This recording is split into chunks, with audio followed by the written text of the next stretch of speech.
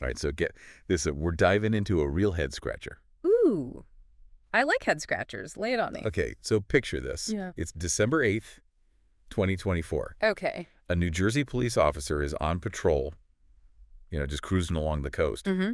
And out of the darkness, bam, a swarm of massive drones just flying erratically over the Atlantic. Ah. And we're not talking about your little kid's toy drone. Right. Some witnesses said these things were like the size of cars. Like 50 of them at once. I mean, what would you even think seeing that? I know, right? Like, what is going on here? And the thing is, this wasn't just some isolated incident. Really? Oh, yeah. Similar sightings started popping up all along the East Coast. Wow. From New York all the way down to Maryland. Even some up in Massachusetts. So this wasn't just some Jersey thing? Nope, not at all. Okay. And it gets even weirder because it wasn't just random people seeing these things. We have reports from pretty credible sources. Yeah. Like former Maryland Governor Larry Hogan. Oh, wow. Yeah, he said he saw dozens of these drones himself. That's something else. Right. It's not like grainy photos or shaky videos. Yeah, you got to take that seriously. Exactly. These are detailed accounts from people you'd think would know what they're talking about. I mean, it makes you wonder. Oh, it totally does. Yeah. Especially when you hear that agencies like the FBI Department of Homeland Security, even the Department of Defense are involved. Whoa. So this is serious business then. It's starting to look that way. But here's the thing. What's that? The official statements are being super careful. Like they're tiptoeing around the whole thing. Yeah, how so? They keep saying stuff like, no anomalous activity and no national security threat. But they always add, at least for now. Oh, that's ominous. Right. It's like they're saying, don't worry yet, but that yet just hangs there. Yeah, I see what you mean. It leaves a lot of room for speculation, and some officials are not happy about it. Oh, really? Like New Jersey Governor Phil Murphy, he's publicly asking for more resources to investigate the whole thing. He's not messing around. Nope. Seems like he's pretty frustrated with the lack of answers. I bet. So where do we even begin to try and explain this? Right. Well, one possibility is that these are just commercial or recreational drones. Like just people flying their toys around. Well, the FAA did say there are thousands of drone operations happening every day just in the New York and New Jersey area. That's a lot of drones. It is. But does that really explain everything? I'm not so sure. Yeah. I mean, think about all those witness descriptions. Yeah. Dozens of large drones flying in formation. Doesn't sound like your average hobbyist. Exactly. It's hard to imagine someone pulling that off just for fun. So what else could it be? Well, some experts have some other ideas. Like what? There's this expert Stacey Pettyjohn from the Center for New American Security. Okay. Well, she specializes in military technology. Gotcha. And she's pointed out that it's actually pretty easy to mistake a small plane for a drone, especially at night. Interesting. So maybe people are just seeing things. It's possible. Yeah. I mean, think about how many small planes are probably flying around. Yeah, good point. But wouldn't people notice the sound, though? That's true. Drones are usually quieter than planes. Right. But depending on the plane and how far away it is, the sound could be really muffled, you know? Oh, yeah. Especially over the ocean, with the wind in the waves. Exactly. So we can't completely rule out misidentification. That's there. So if it's not commercial drones or mistaken planes, where does that leave us? That is the question, isn't it? It kind of makes you think of those what-if scenarios from movies, Oh. Like, could this be foreign involvement or something? Ooh, now we're getting into conspiracy territory. I know, right? But you got to admit, it's a possibility. Well, the Pentagon did say they don't think it's another country, at least not directly. Okay, so maybe not a direct threat. Right. But what about something even more covert? Covert. Like how? Like some kind of top-secret advanced tech being tested. Now, that's an interesting thought. Right. Technology is moving so fast these days.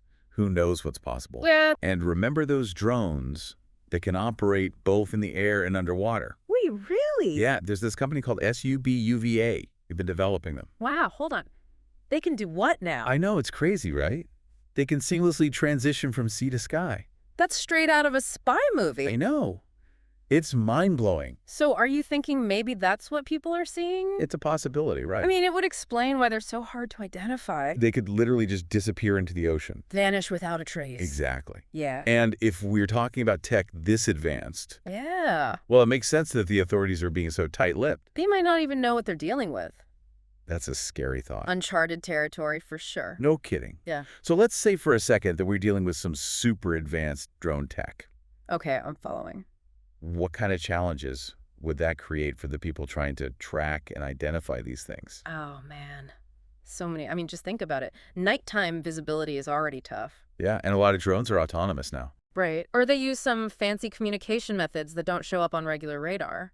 And our current radar systems might not even be able to pick up something small and slow-moving, especially over the ocean. It's like trying to find a needle in a haystack, but the haystack is also moving. Exactly. It's a recipe for confusion. And it's not just the tech itself. It's like, who's even in charge of figuring this out? Right. You've got different states, federal agencies. Everyone's got to be stepping on each other's toes. Total jurisdictional nightmare. And while they're sorting that out, the public is left in the dark. Yeah, it's got to be unsettling. Especially since some of these sightings were near military bases or, Yeah. Important infrastructure. Oh, yeah. That's not going to help anyone sleep at night. It's like that feeling you get in a movie, when the music starts and you're like, oh, something bad's about to happen. Totally. It makes you think about privacy airspace regulation. What happens if this becomes the new normal? Exactly. Big questions. So what can we even do about it? Are there any solutions in the works, or are we just stuck waiting? It seems like a lot of agencies are still trying to figure out what their role is, Makes sense. There's talk about improving drone detection tech. Because our current radar systems aren't really cutting it. Yeah, if these things can go underwater, too, it's like trying to catch a fish with a butterfly net. That's a great analogy. It's going to take a whole new approach. Definitely. Yeah. But beyond just tracking these things, what about the bigger picture? How does this change our sense of privacy and security going forward? That's the core issue, right? As drones get more advanced, the potential for misuse goes up, too. Makes sense. We need to be having some serious conversations about what this means, both good and bad. So, what are the potential upsides to all this? Well, take that SU-UVA tech, for example. The one that can go underwater. Yeah, imagine using that for underwater exploration. Oh, yeah. Search and rescue in tough spots. That's actually pretty cool. Scientific research places we couldn't reach before. It's kind of like science fiction becoming reality. It is exciting, but like you said, there's that flip side, too. A potential for things to go wrong. Exactly. It's like walking a tightrope. So how do we find that balance? That's the challenge, right? Fostering innovation, but also protecting privacy and security. We got to update those rule books. Maybe even write some new ones. So much of this comes down to responsibility. Absolutely. We have to make sure this tech is being used ethically for the benefit of everyone. Not just for spying or something. Exactly. Okay, so back to these sightings. Yeah, what's the verdict? What do you think is really going on? Are we talking hobbyists, some secret government thing, or something else entirely? Honestly, I don't know. And that's kind of what I find so fascinating about this. The mystery keeps us guessing. Right. But regardless of the answer, these sightings are a wake-up call. Like, hey, pay attention, something's happening here. We're entering a new era. The line between sci-fi and reality is getting blurry. It really makes you think about the world differently. It does. So what's the big takeaway for our listeners here? Yeah. What should we be thinking about when we look up at the sky now? Stay curious.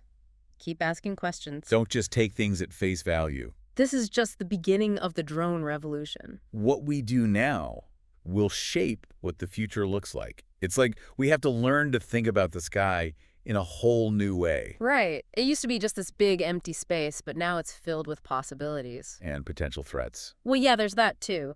It's both exciting and kind of scary at the same time. Totally. It feels like all this new tech is coming at us so fast.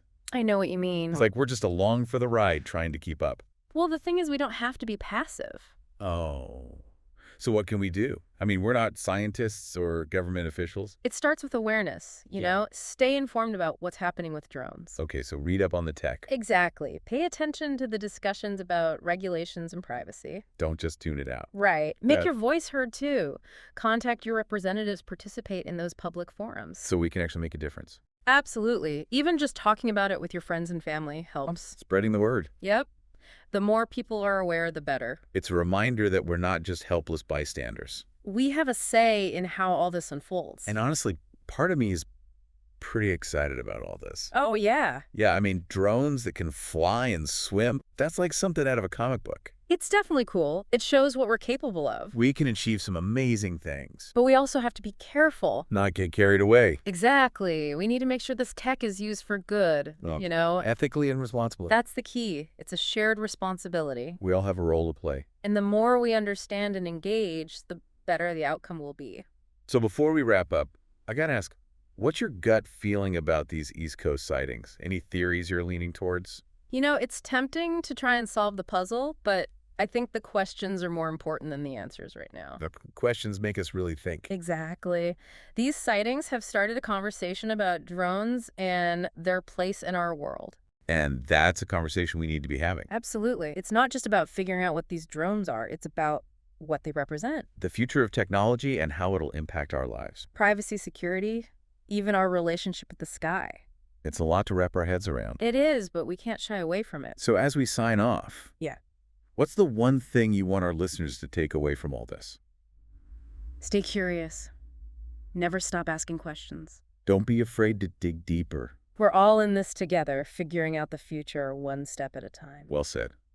And on that note, we'll leave you with this thought. What if the most important thing about these drone sightings isn't the answer to the mystery, but the questions it makes us ask about the world we're building? Thanks for joining us on this deep dive. Until next time, keep looking up, stay curious, and keep those questions coming.